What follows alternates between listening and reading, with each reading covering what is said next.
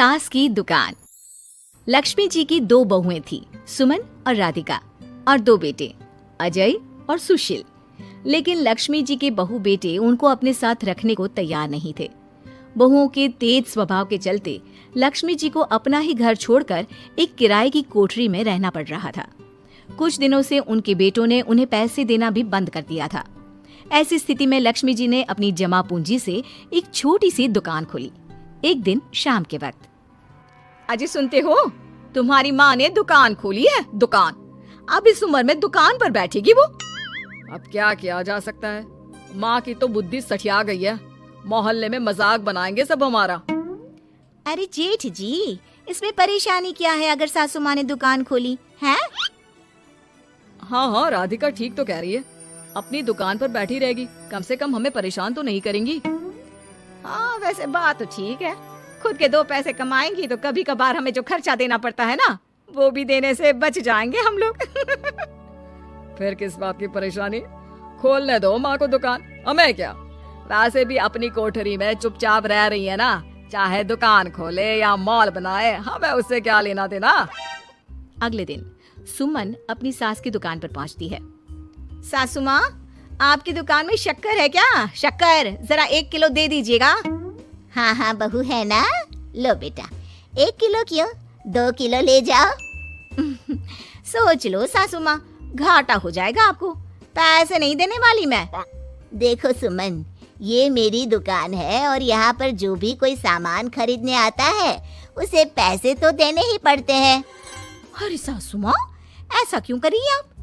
अरे देखो ना, घर पर आपका बेटा और पोते पोती दूध में शक्कर डालने के लिए कब से इंतजार कर रहे हैं, जरा उनके बारे में तो सोचिए। अरे ऐसी बात है क्या? अब मुझे नहीं पता था। बहू एक काम करो, वैसे भी पहली बार आई हो ना, ये शक्कर तुम ऐसे ही ले जाओ, पैसे देने की जरूरत नहीं है। अगले दिन राधिका भी अपनी सास की दुकान पर पहुंचती है। प्रणाम सासू माँ, कैसी चल रही है आपकी दुकान? बस बेटा, जैसे तैसे करके काम चला रही हूँ। तुम बताओ, घर में सब राजी खुशी है ना? हाँ हाँ मम्मी जी, सब कुछ ठीक ठाक है। बताओ राधिका बहू, कैसे आना हुआ? कुछ काम था क्या? वो ना मम्मी जी, मुझे जरा 5 किलो आटा चाहिए था। मेरे पैर में ना बहुत दर्द है, इसलिए बाजार तक जाने में ना तकलीफ हो रही थी। घर पर बच्चे भूखे बैठे हैं, सोचा आपसे ही ले लेती हूँ। हाँ हाँ क्यों नहीं बेटा, ये लो 5 किलो आटा ले जाओ। हाँ लेकिन मम्मी जी, आपने जिठानी जी को शक्कर फ्री में दी थी, तो मुझसे भी पैसे तो नहीं लेंगी ना? हाँ, अच्छा ठीक है बेटा, कोई बात नहीं, तुम ऐसे ही ले जाओ, बच्चों से क्या पैसे लेना। कुछ दिनों के बाद लक्ष्मी का बेटा अजय दुकान पर पहुंचता है। कैसी हो माँ, दुकान तो अच्छी चल रही है ना तुम्हारी? सब मोहल्ले वाले तारीफ करते रहते हैं। अब क्या करूं बेटा, तुमने तो मुझे सहारा दिया नहीं, गरीब माँ को घर से बाहर निकाल दिया। कुछ तो करना पड़ेगा ना अपना पेट पालने के लिए। वो माँ ना बहुओं की बहुत चिक चिक रहती थी। अब देखो कितनी अच्छी जिंदगी है तुम्हारी, खुद कमाती हो, खुद खर्च करती हो, इससे अच्छी भला कोई जिंदगी हो सकती है क्या? हाँ बेटा, दिल को बहलाने के लिए तुम्हारी ये बात भी सही है, लेकिन कोई बात नहीं बेटा, मैं खुश हूँ। अच्छा माँ, मैं क्या कह रहा था, जरा 500 उधार तो दे देना। कमाल की बात है बेटा, तुम मुझसे पैसे उधार मांग रहे हो, तुम्हारे पास पैसों की क्या कमी है? अरे माँ, इस महीने की तनख्वाह नहीं आई और आप तो अपनी बहू को जानती है ना, उसे शॉपिंग करनी है, जल्दी वापस लौटा दूंगा माँ। ठीक है बेटा, ये लो 500 रुपए, लेकिन देखो कुछ दिनों में वापस दे देना, मुझे अपनी दुकान के लिए माल भी तो खरीदना है। हाँ हाँ ठीक है माँ, जल्दी पैसे लौटा दूंगा।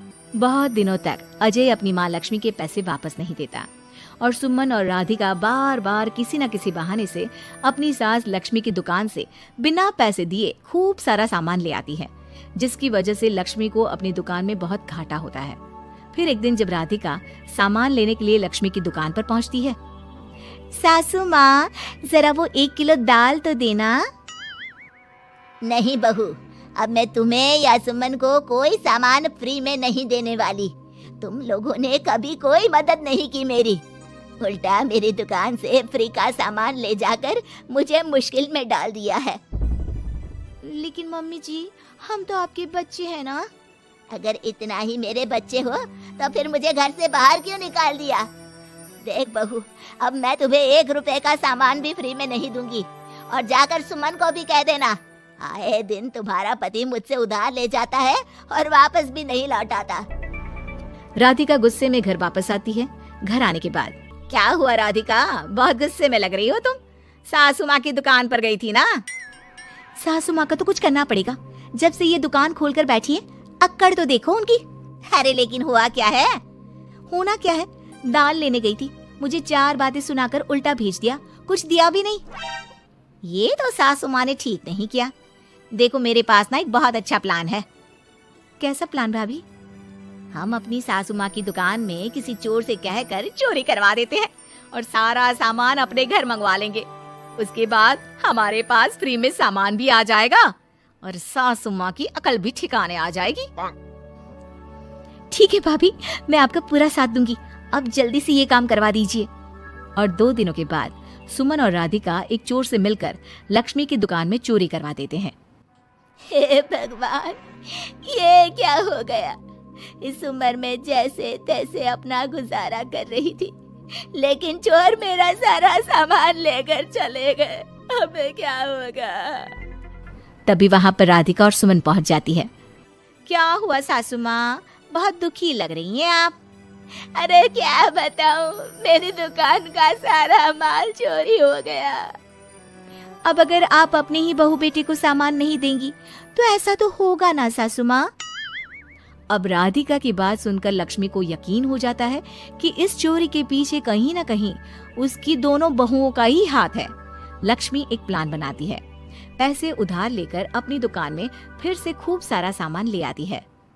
अरे भाभी, देखा आपने, सासू माँ की दुकान तो फिर से सामान से भर गई है। हाँ वही तो, मैं तो सोच रही थी कि एक बार में उनकी अकल ठिकाने आ जाएगी, पर लगता है फिर से कुछ करना पड़ेगा। लेकिन अब हम क्या कर सकते हैं? अरे वही जो हमने पहले किया था।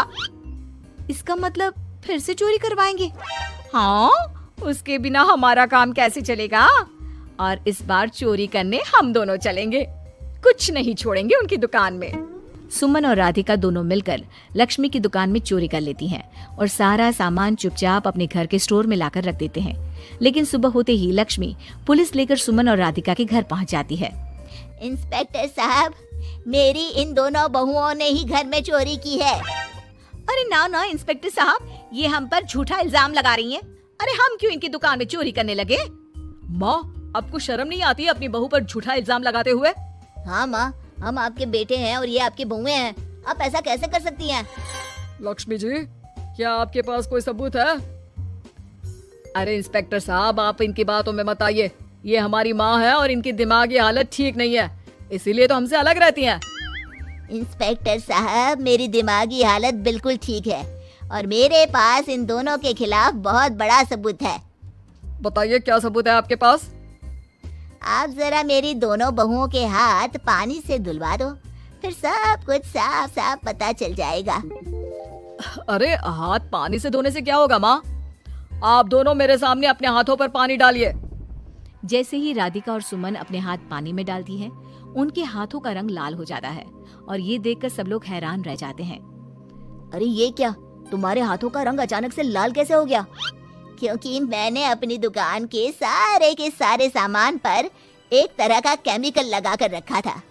मुझे पता था जो भी चोरी करने आएगा वो सामान को अपने हाथों से उठाएगा और उसके हाथों पर रंग लग जाएगा। अरे माँ, आप तो बहुत चालाक निकली। इसे चालाक नहीं बेटा, बुद्धिमान कहते हैं। और जिसके तुम्हारे जैसे बहू बेटे हो, उसे थोड़ा बहुत तो अपनी अकल से काम लेना ही पड़ता है ना। शर्म नहीं आती आप लोगों को अपनी ही माँ को परेशान करते हुए? हमें माफ कर दीजिए सासू माँ, हम आइंदा ऐसी गलती कभी नहीं करेंगे। और हाँ, आपको अपने साथ रखेंगे, आपकी सेवा करेंगे और पूरी इज्जत भी देंगे। हमें माफ कर दीजिए।